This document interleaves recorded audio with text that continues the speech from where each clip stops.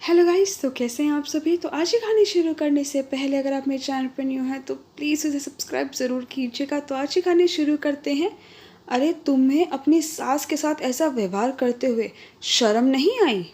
आज कविता अपनी सहेली डिम्पल के घर गई क्योंकि जब डिम्पल के ससुर जी का निधन हुआ था तब वह अपने मायके गई हुई थी।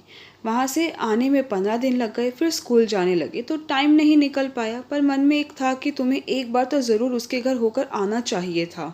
डिम्पल की सास का बहुत अच्छा स्वभाव था। वह डिम्पल के साथ ही रहती थी। तो आज रविवार था, इसलिए सोचा आज ही डिम्पल के घर हो आऊं, नहीं तो रोज कुछ ना कुछ काम निकल ही आता है और जा नहीं पाती हूँ। तो मैं आज उसके घर पहुँच गई तो किसी ने दरवाज़ा नहीं खोला। मैंने उसे फ़ोन मिलाया तो वह बोली, अरे हमने बराबर वाले फ्लैट में शिफ्ट कर लिया है, मैं तुम्हें बताना भूल गई थी। और वह मुझे लेने के लिए बाहर आ जाती है और फिर मुझे अपने घर के अंदर लेकर जाती है। तो कुछ देर बैठने के बाद मैंने डिम्पल से पूछा कि डिम्पल, आंटी जी नज़र नहीं आ रही हैं, सो रही हैं क्या।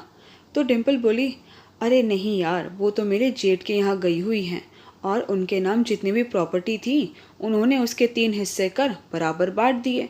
जब हिस्सा सब में बराबर का बटा है तो फिर सिरदर्दी कोई अकेले क्यों लेगा। 4-4 महीने बांट लिए हैं, अब बड़े जेठ के बाद छोटे जेठ के रहेंगे, फिर मेरे यहाँ रहने आएंगे। चलो अच्छा है, बस 4 महीने ही झेलना पड़ेगा, 8 महीने तो आज़ादी ही रहेगी। तो मुझे भी उसकी बातें सुनकर गुस्सा आ गया। मैंने कहा, डिम्पल तुम्हारी सोच इतनी गिर गई है। पूरी उम्र तुम्हारी सास उस मकान में रही थी, तुमने मकान भी बदल लिया, सासू माँ को भी बांट लिया। तुम्हारे तो संस्कार ऐसे नहीं हैं। हम आज की तो सहेलियां नहीं है, हमारा मायका भी एक जगह था, ससुराल भी एक जगह है। बचपन से तुम्हें देखती आ रही हूँ, तुम्हारे घर के रहन सहन को भी।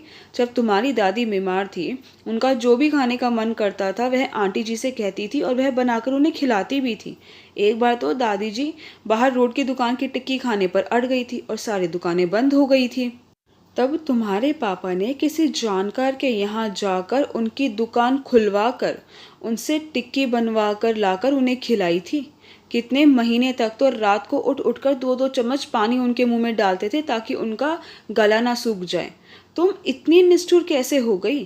टिम्पल, माना कि तुम्हें कुछ प्रॉपर्टी में एक्स्ट्रा नहीं मिला है, पर अगर तुम्हारी 2 की जगह 3 बच्चे होते तो क्या तुम उसके पालन पोषण में कोई कमी रखती। इतनी देर में उसका 12 वर्षीय बेटा खड़ा सब सुन रहा था। हम दोनों ने ध्यान नहीं दिया। वह आकर बोला, मम्मी मेरा क्या कसूर है। उसने पूछा, क्या हुआ बेटा।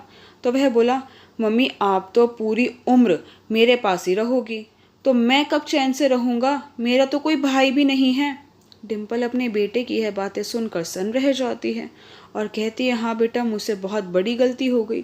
द्वेष भाव में मैं अपने संस्कार भूल गई थी। और कविता, तुम्हारा कैसे धन्यवाद करूँ, तुम सही मायने में मेरी सच्ची दोस्त हो। मैं कल ही जाकर सासू माँ को घर ले आती हूँ, अब वह हमारे साथ ही रहेंगी हमेशा। आई होप गाइस कि आपको मेरी वीडियो पसंद आई। आपको मेरी वीडियो पसंद आई है तो प्लीज़ उसे लाइक ज़रूर कीजिएगा, शेयर कीजिएगा, मुझे कमेंट करके ज़रूर बताइएगा कि आपका मेरी वीडियो कैसी लगी। अगर आपने अब तक मेरे चैनल को सब्सक्राइब नहीं किया तो प्लीज़ उसे सब्सक्राइब ज़रूर कीजिएगा। Thank you so much guys मेरी वीडियो देखने के लिए।